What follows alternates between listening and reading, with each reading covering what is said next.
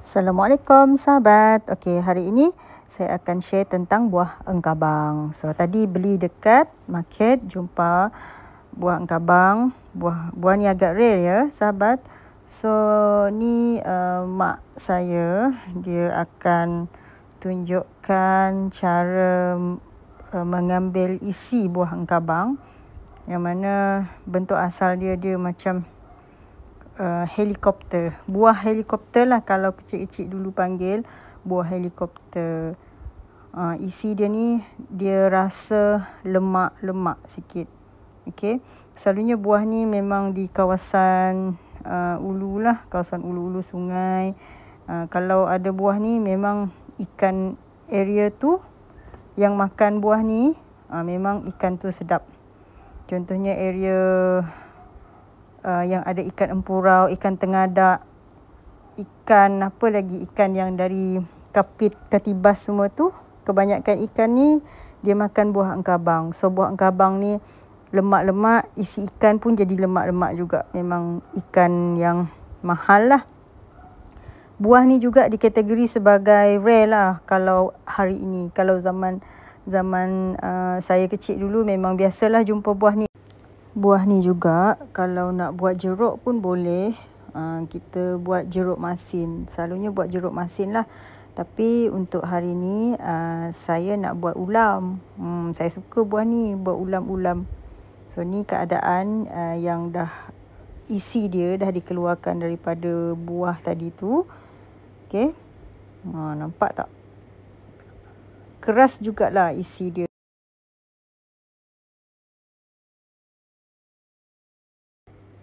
Saya beli tadi kan satu bungkus tu RM5. Berapa biji je dalam dia. Oleh kerana buah ni susah nak didapati, mungkin harga dia semakin meningkat lah.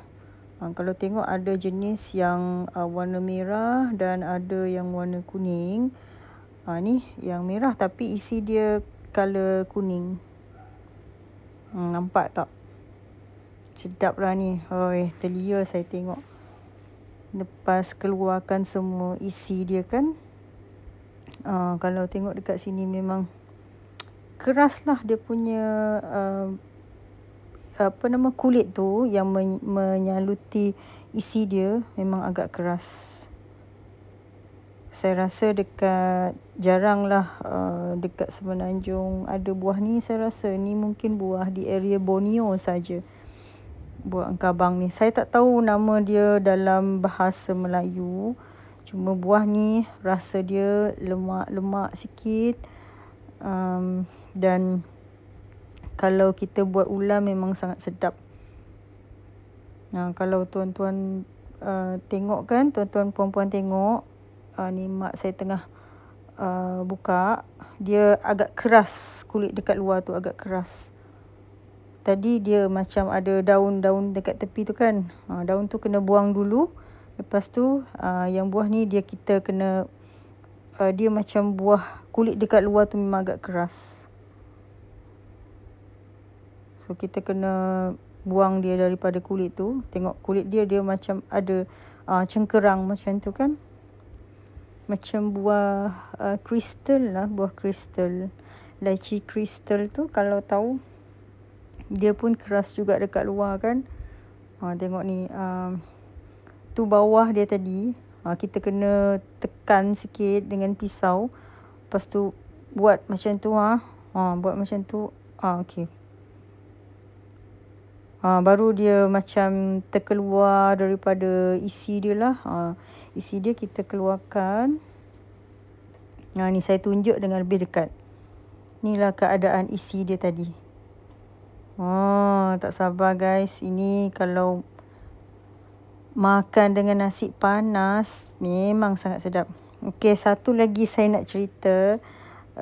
Buah engkabang ni juga diorang buat minyak engkabang. Minyak engkabang ni kalau makan dengan nasi panas kan, dia akan cair. Kita letak dekat atas nasi tu. Kita sapu dekat nasi tu, dia macam minyak mentega tu. Tapi rasa dia lebih lemak. Guys, kalau makan nasi dengan buah engkabang pun dah cukup dah. Bukan buah engkabang, minyak engkabang. Minyak engkabang tu kan dia orang proses buah ni, lepas tu dia orang letak dalam buluh, dia orang terus jadi keras lah dalam buluh tu. Lepas tu dia orang akan jual. Nanti kalau saya jumpa minyak engkabang saya akan tunjuk ya. Okey, sekarang dah selesai dah. Banyak ni je yang RM5 tadi saya beli. Dah selesai dah, kopek semua, dah keluarkan isinya. So basuh dulu sebelum kita rebus. Tengok guys, dia color merah, color kuning. Sedap ni. Okey. Kita cuci. Kalau ada yang masih melekat dengan kulit dia tu, kita buang. Lepas tu kita pecahkan dia macam jadi banyak sikit supaya senang sikit dia rebus kan. Okey, letak dalam periuk. So sekarang mak akan rebus dulu buah ni sebelum kita jadikan ulam. Okey. Kalau sahabat tak pernah rasa kan, mungkin kalau ada rezeki nak jumpa buah ni, pergilah pasar Tamu Sibu. Memang kadang-kadang ada dia orang jual. Sekarang dah ready, letak air, kita nak rebus. Kita dah ready nak rebus buah engkabang ni. Okey, sekarang lepas dalam 10 minit macam tu, inilah keadaan dia akan menjadi kuning dan air dia juga akan kuning. Sekarang dia dah lembut tau. Ni saya tunjukkan. Ready untuk buat ulam ni. Sangat sedap lah. Okey, nampak tak? Nampak kuning kan? Kuning dan isi dia lemak. Ada sedikit pahit tapi sedap lah. Lebih sedap saya rasa dari petai. Inilah keadaan dia lebih dekat. Okey. Saya nak tunjuk sambal ulam saya. Ulam kering ya. Nah, sekarang sedia nak makan. Okay guys, thank you. Bye.